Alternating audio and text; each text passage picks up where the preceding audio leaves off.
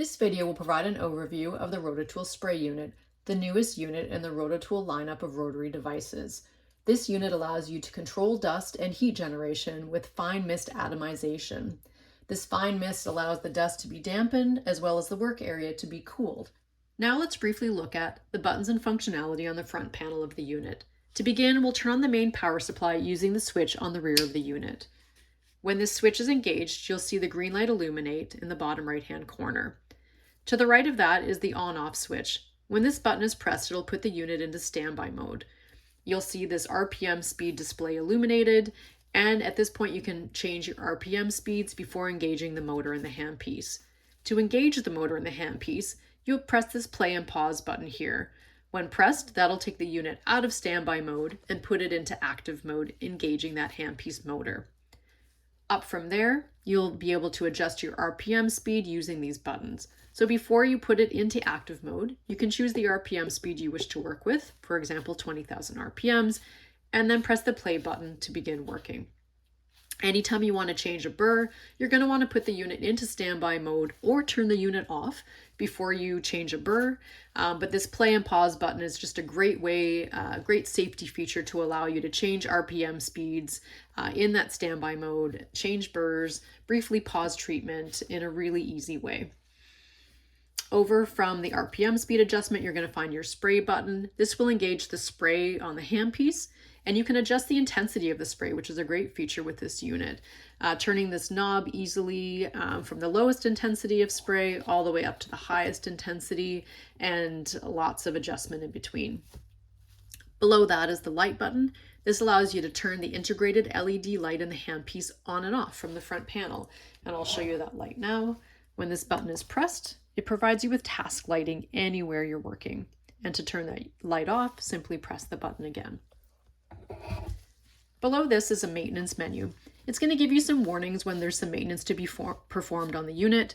For example, there is a plastic washer in the handpiece that prevents water from entering into the handpiece, and that washer needs to be changed every 25 operating hours.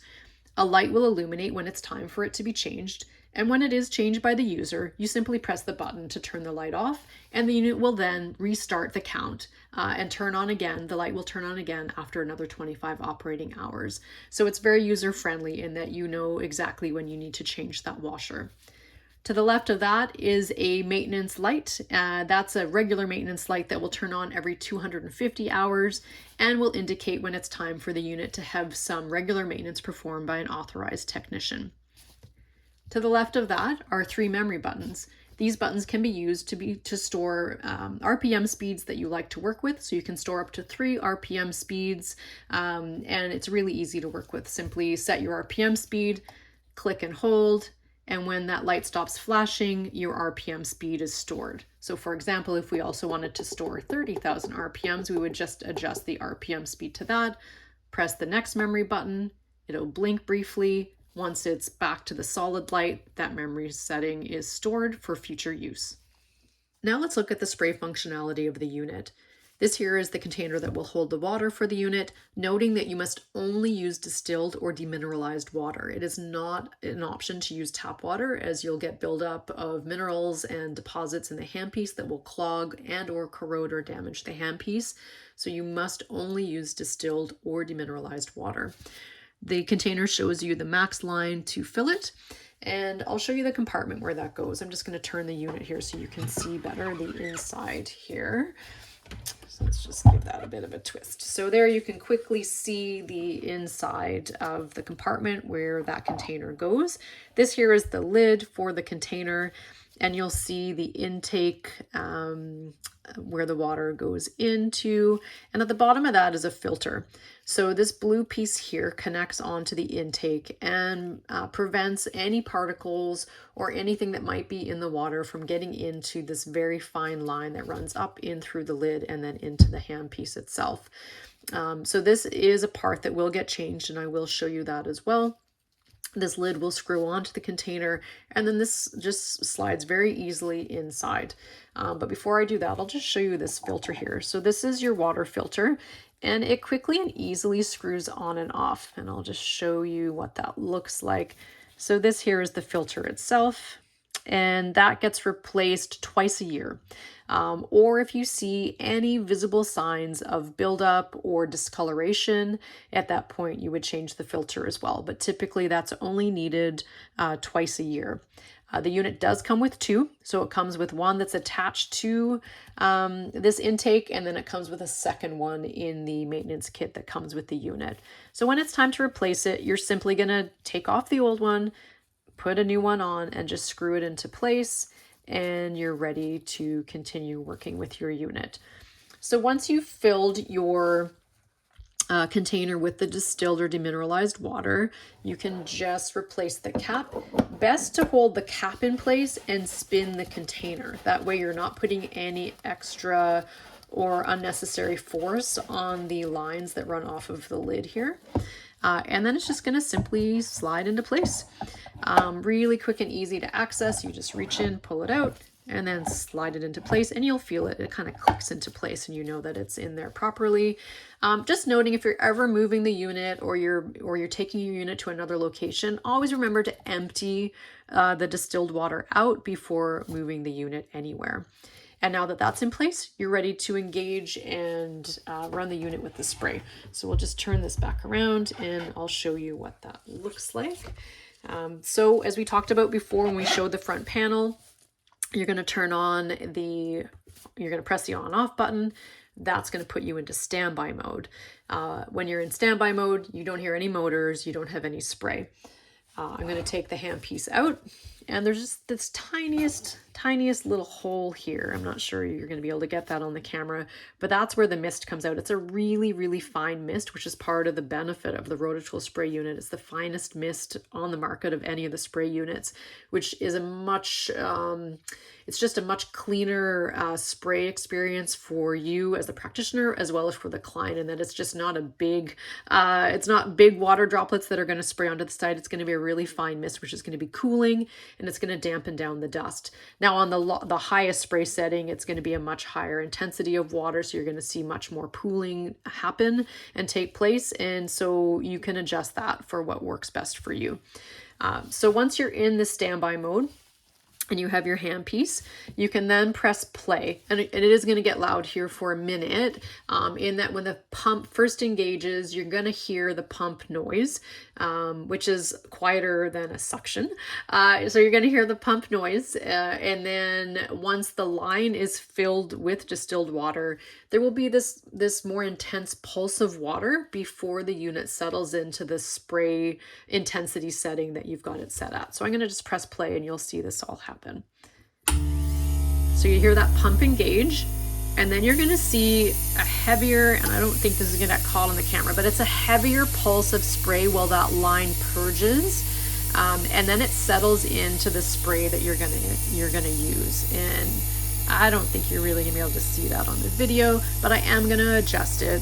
You can take it down to a really, really fine mist, which just very, very lightly coats that area with that mist, which feels very cool. Even through the glove, I can feel the cooling.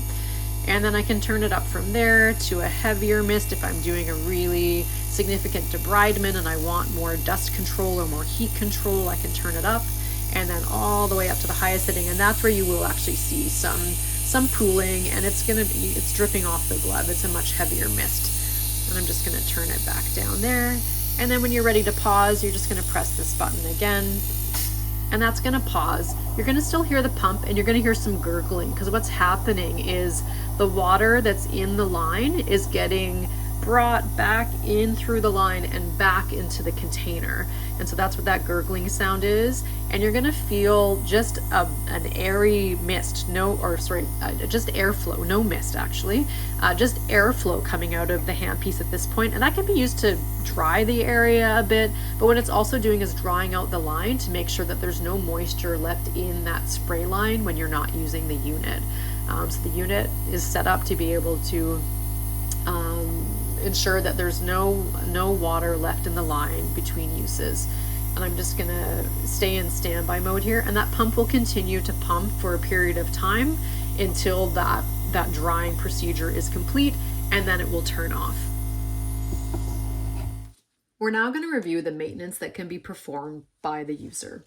Of course, there may be over time repairs and servicing that need to be performed by one of our authorized technicians, but this is maintenance that can be performed on a regular basis by the end user to maintain the handpiece to ensure it's in tip-top shape. So what you'll see on the handpiece is there is a metal cap on the top. And at the top of that metal cap, there's a spacer rod right now in this handpiece, which we'll remove before we do any of the maintenance. But also, if you can see, there's a white plastic ring that's there.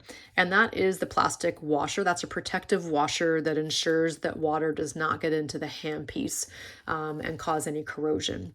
And so one of the things that the user can do in addition to this maintenance is when the spray is activated, making sure, and I'm just going to put this tool down for a second, making sure that the handpiece is in this position, in a downward position versus facing up. If you're active with your spray and it's and your handpiece is pointing up, it's possible that some spray could then fall back onto the handpiece and get into it, which you don't want. So ideally when you're working, the handpiece is facing in a downward or at least angled direction, angled down, so that the spray is always moving away from the handpiece. So I'm going to show you how to clean the inside of this plastic cap. I'm going to show you how to change this protective washer, and I'm also going to show you how to, the steps to clean the collet that's inside of the handpiece. Those are the steps that the end user can take to clean. Of course, with this unit, because it's a spray, you're not having to change any filter bags, which is a huge benefit. You are having to obviously replenish the distilled water that's in the container, so that's a maintenance step as well as biannually changing that water filter that we looked at earlier. So those are the steps of maintenance that you can perform yourself. So let's start with taking this cap off. The unit comes with the tools that you need to do that. So I'm just going to change the position of this to the other side. And what we have here is we have a screwdriver tool. So screwdriver on one end and it's a wrench on the other end. And then this here is used to secure the collet so that you can remove it, and we'll use that later. The other thing you have here is a cleaning brush, and then there's the consumables that come with the unit when you receive it, and that's a spare washer, so 2 of the blue washers for the water container, and then you get 10 of these replacement plastic protective washers. So let's take off this plastic washer. I'll show you how to do that. So you're going to start by using this wrench tool. You're going to actually initially, very first thing, you're going to push this button forward, and that's going to allow you to remove the spacer rod. So when you push this white button forward on the handpiece, that releases the chuck and allows you to remove your burr, in this case, remove the spacer rod. So we definitely want that out when we're going to do this maintenance. Always hang on to this metal spacer rod because there should be a spacer rod or some sort of spacer in the handpiece when the handpiece chuck is in the locked position. Right now it's open, but when that, for example, if I put that back in and I close this chuck, there's a clamp in there that's clamping down on that metal piece. And if you don't put something into the handpiece, it allows that clamp to over clamp, and then it will make it very difficult to get your burrs in and out. So always good to either put the spacer rod back in place when you're not using the handpiece, or if you have a spare burr, just anything that fits into here, that's the 3 1/32 diameter, into the handpiece to ensure that that clamp can clamp onto something. But in this case, we're going to take that out. We're going to use this wrench piece to remove this plastic cap, and there are 2 flat sides on the wrench, and they line up with flat sides on this cap here. And then you're just going to rotate to the left here, and I apologize, this one's a new one, it's tighter than usual, and so that just gave us a little bit of rotation, and then you can use your hands to take it off. And so this is the inside of that metal cap, and you can see that washer there. I'm just going to use a small little screwdriver here just to push this white cap out. You could use a black's file, you could use another tool just to give a little bit of pressure, and that's just going to pop. I'm sorry, I'm going to use the other end here. It's just going to pop that white cap out of there. So you just give it a good push, and that white used protective washer is going to come out. We're going to dispose of that. We're going to grab a fresh one, and we're going to put it back in. So to put it back in, you'll notice when you have it in your hand that one end is a little bit more narrow than the other, and that's the end that's going to push back in to that plastic that plastic cap that's going to push into the metal cap here, and it's reseated and ready to use again. So that's all you're going to do is just a quick in and out on that, and then that's ready to be replaced. But when you get that plastic cap out, it's good to take a moment just to look inside the cap. Is there any buildup of dust? If so, you can use this brush to remove it. So you can get in there with this brush, give it a good clean out. Because it's a spray unit and not a suction, you're gonna get less of that dust buildup than you would get if it was a suction unit.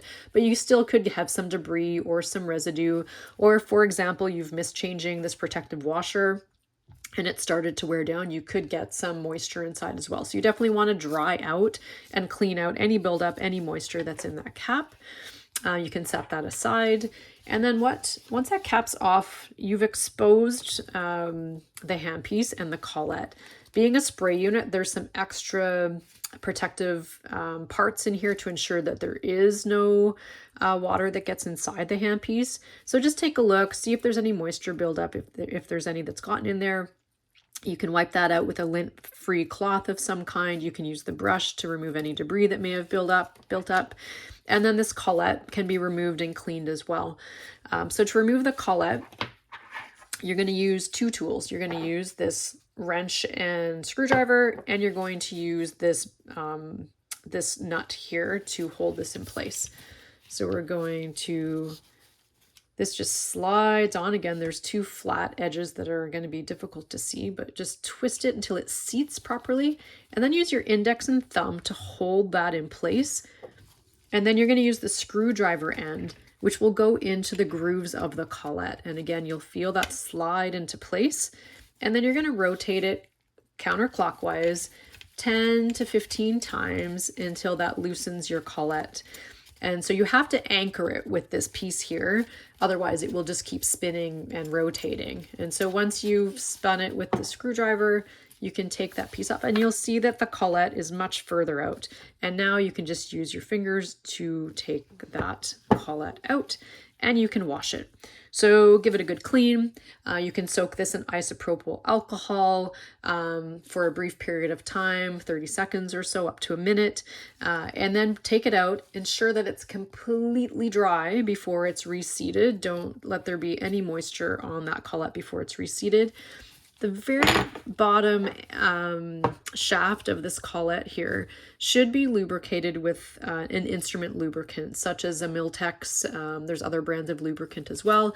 Just put a little tiny bit of that lubricant on your fingers and just very lightly coat that bottom section of the collet before it gets reseated. And then you're just going to reverse those steps. You're going to just push it in with your fingers, and then you're going to take this nut piece to anchor it. So again, it's going to slide into place once those grooves are lined up. So there it is. You're going to anchor that with your thumb and your index finger. You're going to take the screwdriver end and seat it into the collet. You'll feel it slide into place, and then you're going to rotate clockwise this time to tighten the collet. And we just want hand pressure. We don't want to wrench it into place. We don't want to put too much force on it. You'll feel it when there's a bit of resistance. That's all that's needed. So you'll know that it's in place once you feel that resistance. Remove the screwdriver, take that anchoring piece off, and your collet is reseated, cleaned, back in place. And then we're going to put this cap back on. You can use just your hands to do that to start. And then you can give it a gentle tightening with the wrench end of this piece. Line up those flat ends, twist it until you feel that resistance, and you're all set and ready to use your handpiece. So I'm just going to put, if I had a burr I was going to use, I could put that in place. But what I'm going to do is put this metal spacer rod back in before I close the chuck. So reseat that metal spacer rod, push that in until it's completely in there, until you can't push it in any further, and then you're going to lock that in place. And once that this button here is pushed in the back position, that clamps that metal spacer rod in place, just like it would do with a burr. In addition to the user-performed maintenance, there's also regular maintenance to be performed on these units, and it's recommended to have that done every 250 operating hours. And you'll see on the front panel of the unit over here where you see the symbol of the wrench, a light will come on when you've reached that 250 operating hour point, and that's indicating that it's time for the unit to go in and be sent in for maintenance to be performed by an authorized Rotatool technician. And what they'll do there, they'll replace some of the high use parts or high wear parts in the handpiece. They'll do an overall cleaning of the unit, check to make sure the spray pump is working. They have a checklist of items that they'll perform, or maintenance checks they'll perform on the unit to make sure it's working properly. And so that's, as I said, something that should be done every 250 hours or so of operating hours. So just something to keep in mind over the lifespan of your unit to keep it in good working order. It's important to follow that maintenance schedule to ensure that your unit is always in top form. The other thing to think about is the consumables with this unit. So it's a spray unit, not a suction unit, so you don't need to be replacing any filters, as I've mentioned. No suction filter bags anyway, but there is this blue water filter that I showed you previously. So the two consumable products for this unit are that filter. This unit comes with two, and you're going to be replacing that twice a year. So that's just something you want to make sure that you have on hand, once a year or so, purchasing some replacement filters so that you have them available. And then these very small white plastic protective washers. So you get one in the handpiece that comes with the unit, and then you get 10 extras, and those are replaced every 25 operating hours. So that really depends on how frequently the unit's being used, how often you're going to have to replace those. So again, just keeping in mind, those are things that you'll want to purchase, once a year or so to make sure that you have ample supply of those protective washers on hand to make sure that you can continue to perform that maintenance on a regular basis. The Rotatool spray unit is also equipped with a cleaning function that's used to unclog a blocked handpiece. This is not part of the regular maintenance schedule and should not be performed on a regular basis, but only used if you run into a situation where your handpiece, where the spray is not functioning and the line is blocked. And how to perform this cleaning function, the first step is to unscrew the water container from the unit. And you will then remove this blue water filter, and this is only temporary and only while you're doing this cleaning function. Once the cleaning function is done, you would reseat the filter back on, and then we're going to just screw that container back onto the cap, reseat it, and while the unit is in standby mode, which it is right now, you would press and hold this spray button, and you're going to press and hold it until the cleaning function starts. And you'll hear that cleaning, you'll hear the pump engage, and the cleaning function lasts for about 3 minutes. And what it does is it's going to take the distilled water in the container, run it through this line at higher pressure to try and unblock any blockage in the line, and then it's going to bring all that fluid back into the container again. And that likely, if you have any type of debris buildup in the line, that debris is going to end up back in your water container. So you're going to want to discard that distilled water that comes back into the container and refill it with fresh distilled water. So like I said, you're removing that filter, you're going to press and hold this button. That cleaning function is going to go on for 3 minutes. It's going to, with a higher pressure, try to displace and remove any debris that's built up in the line, bring it back into this container here. You'll then discard of that dirty distilled water, and then you're going to put fresh distilled water in the container, reseat that water filter, and then you're back in action. If there continue to be any issues with the blockage in the line, you may need to perform that cleaning function again, or contact our team with any questions and to put you in touch with a repair technician. In addition to the user maintenance we just reviewed, you'll also want to ensure that you disinfect the unit between uses using a medical grade disinfectant wipe. That wipe can be used to disinfect the handpiece, the hose, the housing of the unit, the front control panel, Just making sure to not have too much moisture from that wipe staying on the top of this handpiece. You want to ensure you're not causing any corrosion in the handpiece by leaving a lot of moisture or disinfectant on the top of the handpiece here. Thank you for watching this video. We hope you found it useful. Please don't hesitate to reach out to our team if you have any additional questions about user maintenance or repairs and servicing for your unit, or any questions about our Rotatool line of products.